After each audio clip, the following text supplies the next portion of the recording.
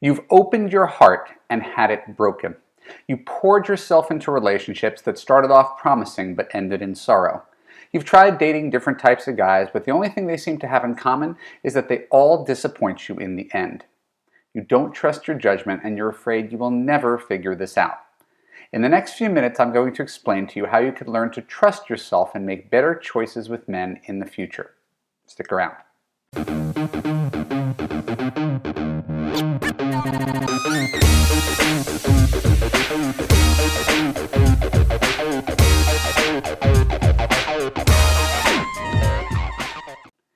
I'm Marc, Katz, dating coach for smart, strong, successful women and your personal trainer for love. Welcome to the Love You podcast.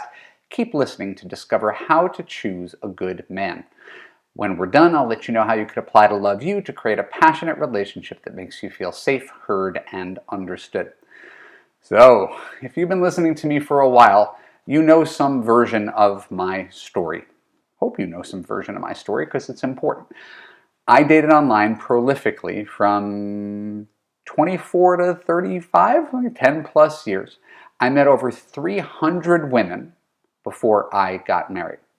I even, and they actually took it down so you can't see proof of this, but this is real. I wrote an article for Match.com when I was 34 called Last Single Guy Standing about how hard it was to be a dating coach who gave good advice but couldn't seem to follow it himself. So believe me, I know a little something about what it's like to not be able to trust your own judgment. Even if you understand what's going on, not feeling like you're able to change your destiny. The reason I share this with you, and I go into such detail over and over and over again, is that I'm a walking example of both what not to do and what to do when it comes to making better dating and relationship choices. My wife, who we never really name here, I use her as a perfect example because I wouldn't have met her online. Right? I wasn't looking for a woman who was older than I was. She wasn't looking for a Jewish guy. So we were both on a dating site. We were like ships passing in the night. Right? And we met at a party in real life. Fortunate, there's no real life right now, but we met at a party in real life. And we hung out and we started hooking up a little bit. And I didn't know she was the one. I didn't know after when I first met her.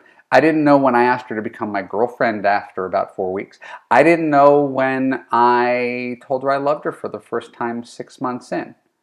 Right? I wasn't even positive when I proposed that she was the one, as if there's only one person. All I knew the entire time, and the reason I'm making this video, is that this is what I did know, being with my now wife was the easiest thing in the whole world. And even though I dated plenty of women who were more impressive on paper, I'd never been with anyone who fully accepted me the way I was. As a result, my girlfriend, now wife, we didn't fight. I wasn't constantly apologizing and walking on eggshells. I could be myself, I could relax, and for the first time ever, it was good enough. My whole first 35 years of my life was, Evan, I love you, but change this and this and this and this. And I finally found someone who didn't ask me to fundamentally change who I was. And it was confusing.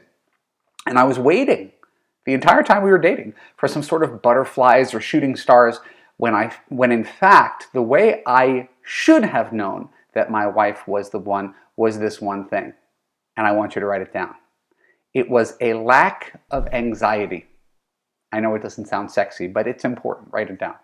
A lack of anxiety.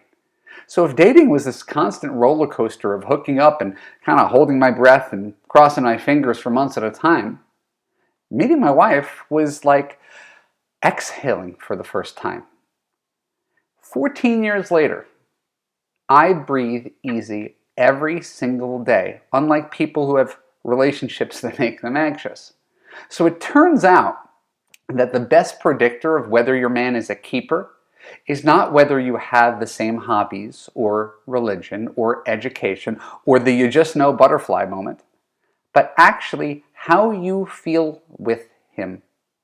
And not just with him, when you're not with him. If you feel anxious every time he leaves you and you don't know when you're going to hear from him again, that's the wrong feeling. So when people enroll in Love You and they tell me about their boyfriends, I could always tell whether a guy has potential or not based on how my client talks about her feelings. Not who is he on paper, I don't care who he is. How does she feel? And when Love You members come to me with boyfriends and they want to know how to make the relationship work, I always trot out this story. And it's a true story, and you may be shocked to hear it. And it's remarkable, actually. In 17 years of dating coaching, I've been doing this since 2003. 17 years of dating coaching.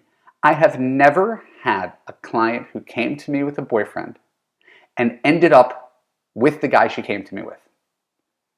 Ever. If you're watching this and you have a boyfriend and you are wondering, what could I do to make it work? Maybe I should sign up for Love You. Largely, if you spend the big bucks to hire me, you're probably on the wrong track. Not hiring me, but with your boyfriend. Turns out, predictably, happy couples don't call dating coaches.